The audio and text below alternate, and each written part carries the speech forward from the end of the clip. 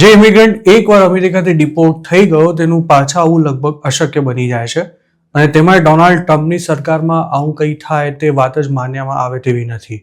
પણ કોર્ટની આકરી કાર્યવાહીનો સામનો કરી રહેલા ટ્રમ્પ એડમિનિસ્ટ્રેશને પહેલી વાર પોતાની ભૂલ સ્વીકારતા ડિપોર્ટ કરી દેવાયેલા એક ઇમિગ્રન્ટને યુએસ પાછા લાવવાની તૈયારી બતાવી છે.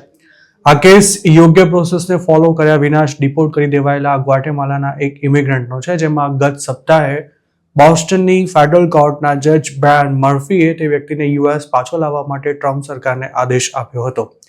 યુએસ જસ્ટિસ ડિપાર્ટમેન્ટે બુધવારે કોર્ટને જણાવ્યું હતું કે તે વ્યક્તિને પાછો લાવવા માટે ચાર્ટર્ડ ફ્લાઇટની વ્યવસ્થા કરવામાં આવી રહી છે. જોકે જે વ્યક્તિને યોગ્ય પ્રોસેસ ફોલો કર્યા વિના જ ડિપોર્ટ કરાયો હતો તેનું નામ જાહેર કરવામાં નથી આવ્યું અને કોર્ટ ડોક્યુમેન્ટ્સમાં પણ તેનો ઉલ્લેખ OCG તરીકે કરવામાં આવી રહ્યો છે.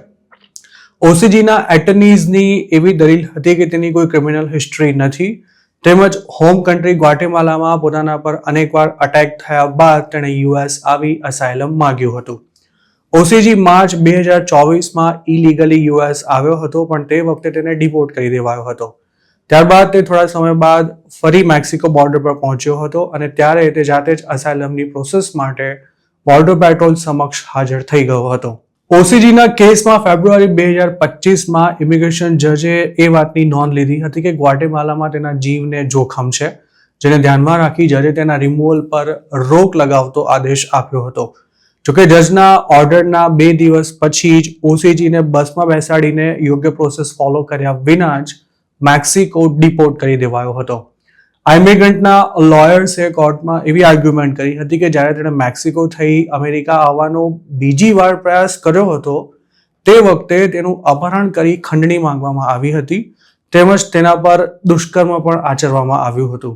તેણે મેક્સિકોમાં પોતાની સાથે બનેલી ઘટનાના પુરાવા પણ રજૂ કર્યા હતા અને ત્યારબાદ ઇમિગ્રેશન જજે તેને ગ્વાટેમાલા સિવાય બીજા કોઈ પણ દેશમાં ડિપોર્ટ ન કરવા અને તેના માટે જરૂરી પ્રક્રિયાને ફોલો કરવા માટે એડમિનિસ્ટ્રેશનને ઓર્ડર આપ્યો હતો.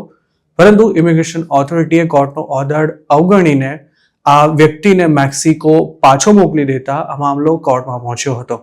તો બીજી તરફ અમેરિકાએ OCGને મેક્સિકો મોકલી દીધા બાદ મેક્સિકોની સરકારે તેને ગ્વાટેમાલા ડિપોર્ટ કરી દીધો હતો.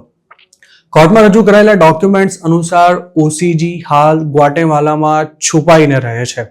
જસ્ટિસ ડિપાર્ટમેન્ટે કોર્ટમાં OCGનું ડિક્લેરેશન સબમિટ કર્યું હતું, જેમાં તેણે પોતાને મેક્સિકો મોકલવામાં આવે તો કોઈ વાંધો ન હોવાનું જણાવ્યું હતું.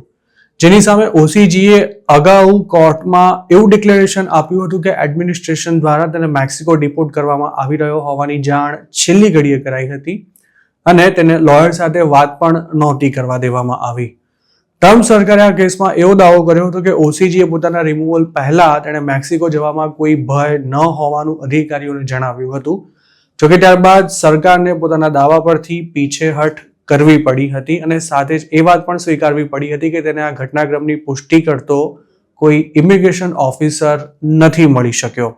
આ પહેલા મૂળ એલ સાલ્વાડોરના ઇમિગ્રન્ટ એબ્રેગો ગાર્સિયાને પણ તે ક્રિમિનલ હોવાનો થપ્પો લગાવી કોઈ કાર્યવાહી વિના જ એલ સાલ્વાડોરની જેલમાં મોકલી દેવાતા આ કેસ છેક અમેરિકાની સુપ્રીમ કોર્ટ સુધી પહોંચ્યો હતો, જેમાં સરકારને આ વ્યક્તિને પાછો યુએસ લાવવા માટે ઓર્ડર કરાયો હતો, પરંતુ જસ્ટિસ ડિપાર્ટમેન્ટે એક પછી એક બહાના બતાવી કોર્ટનો આદેશ માનવાનો જ ઇનકાર કરી દીધો હતો.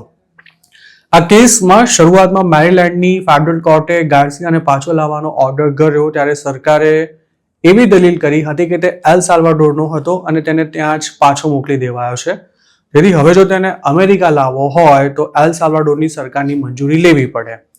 કોર્ટે સરકારની આ ધડમાથા વિનાની દલીલ માનવાનો ઇનકાર કરી દઈ સખ્ત શબ્દોમાં તેની ઝાટકણી કાઢી હતી, પરંતુ આ મામલો ટ્રમ્પ માટે પણ ઇજ્જતનો સવાલ બની ગયો હોવાથી સુપ્રીમ કોર્ટના આદેશ બાદ પણ તેમની સરકાર એબ્રેગો ગાર્સિયાને પાછો લાવવા માટે તૈયાર નહોતી થઈ. અમેરિકાથી કોઈ પણ ઇલીગલ ઇમિગ્રન્ટને ડિપોર્ટ કરાતા પહેલા ખૂબ જ લાંબી પ્રોસેસને અનુસરવાની હોય છે, જેમાં જો ઇમિગ્રન્ટ ડિપોર્ટ થવા માટે તૈયાર ન હોય તો તેને રિમૂવ કરવા માટે કોર્ટના ઓર્ડરની જરૂર પડે છે અને તેમાં ઘણીવાર તો વર્ષોના વર્ષો પણ લાગી જતા હોય છે. આ સિવાય ઇમિગ્રન્ટને તેની હોમ કન્ટ્રી સ્વીકારવા તૈયાર થાય તે પણ સુનિશ્ચિત કરવું જરૂરી હોય છે અને જો હોમ કન્ટ્રી તેને પાછો લેવા માટે તૈયાર ન હોય તો અમેરિકા તેને થર્ડ કન્ટ્રીમાં ડિપોર્ટ કરી શકે છે. ટ્રમ્પે સત્તા સંભાળી ત્યારે કેટલાક ઇન્ડિયન્સને પણ આ જ રીતે પનામા મોકલવામાં આવ્યા હતા.